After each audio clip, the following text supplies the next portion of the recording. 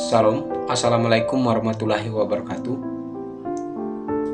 Perkenalkan, nama lengkap saya Agustinus Kamuridadi dengan NRP 22232758, Prodi D3 Rekam Medis dari kelas A. Di sini saya akan menjelaskan tentang kalimat efektif. Kalimat efektif adalah kalimat yang secara tepat dapat mewakili gagasan atau perasaan pembicara atau penulis dan sanggup menimbulkan gagasan yang sama tepatnya dalam pikiran pendengar atau pembaca seperti yang dipikirkan pembicara atau penulis. Syarat-syarat kalimat efektif: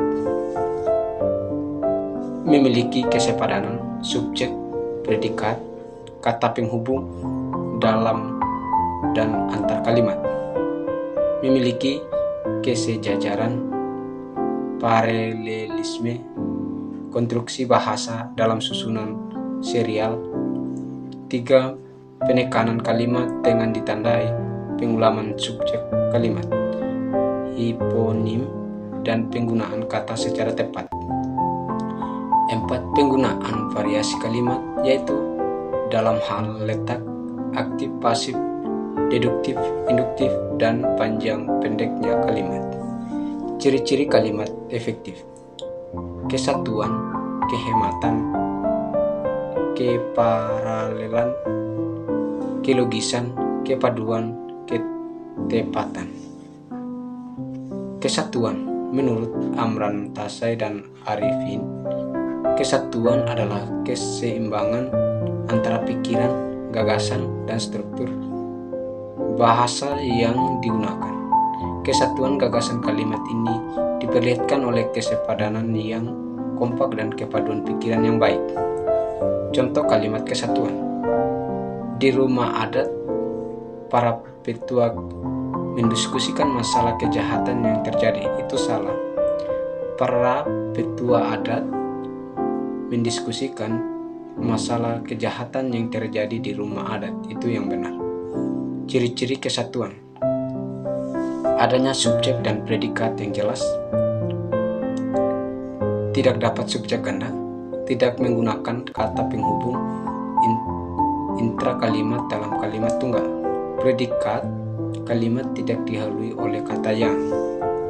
2. Kehematan. Menurut Finosa, kehematan adalah usaha menghindari pemakaian kata yang tidak menggunakan kata-kata mufasir, tidak menjamakan kata yang sudah berbentuk jamak, dan tidak mengulang subjek. Dengan menghemat kata, kalimat menjadi padat dan berisi. Contoh kalimat kehematan: dia tidak datang ke pesta itu. Itu salah. Karena dia diundang, dia tidak datang ke pesta itu. Itu yang benar. Presiden SBY menghadiri Rapin Abri hari Senin. Itu salah. Presiden SBY mengkarenakan ia tidak diundang diri rapat Abri Senin. Itu yang benar. Keparalelan. Menurut Amran Tasai dan Arifin, keparalelan merupakan kesamaan bentuk yang digunakan dalam kalimat itu. Maksudnya yaitu jika pada kata pertama berbentuk verba, maka kata kedua juga harus berbentuk verba. Contoh kalimat keparalelan: sang tutor menjelaskan, memaparkan, dan menerapkan sebuah aplikasi pada para praktikan. Salah. Sang tutor menjelaskan, memaparkan, dan menerapkan sebuah aplikasi. Itu yang benar. 4. Kelogisan. Menurut Arifin dan Amran Tasai, kelogisan adalah ide kalimat itu dapat diterima oleh akal dan penulisan sesuai dengan ejaan yang berlaku. Contoh kalimat kelogisan: waktu dan tempat kami persilakan. Itu salah. Bapak dosen kami persilakan. Itu yang benar. Kepaduan.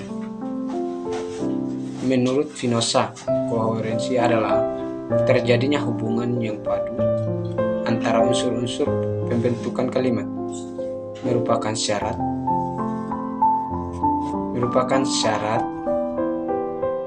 dari kalimat efektif agar diharapkan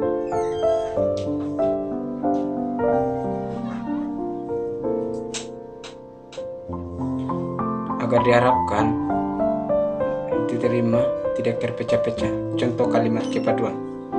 Mereka membahas daripada kehendak rakyat, itu salah.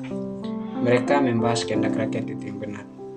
Yang keenam, ketepatan. Menurut Spinoza, ketepatan adalah kesesuaian atau kecocokan pemakaian unsur-unsur yang membentuk suatu kalimat sehingga terciptanya pengertian yang bulat dan pasti. Contoh kalimat ketepatan. Sidik lupa bagaimana cara melukis, mengecat, dan berjahitan, itu salah. Sidik lupa bagaimana cara melukis dan menjahit, itu yang benar. Contoh kalimat efektif dalam bentuk paragraf. Saya ini adalah mahasiswa Universitas Gadjah Mada. Kebetulan saya kontrak rumah di daerah Stasiun Tugu. Jadi untuk pergi kuliah saya harus menggunakan transportasi umum, yaitu Trans Jogja. Selain saya, banyak mahasiswa Gadjah Mada yang tinggal di daerah Stasiun Tugu yang menggunakan fasilitas Trans Jogja sebagai sarana transportasi, itu salah. Saya adalah mahasiswa Universitas Gadjah Mada. Saya kontrak rumah di daerah Stasiun Tugu. Untuk pergi kuliah, saya menggunakan transportasi umum, yaitu Trans Jogja. Selain saya, banyak mahasiswa Gadjah Mada yang tinggal di Stasiun Tugu menggunakan fasilitas Trans Jogja sebagai sarana transportasi. Sekian dan terima kasih.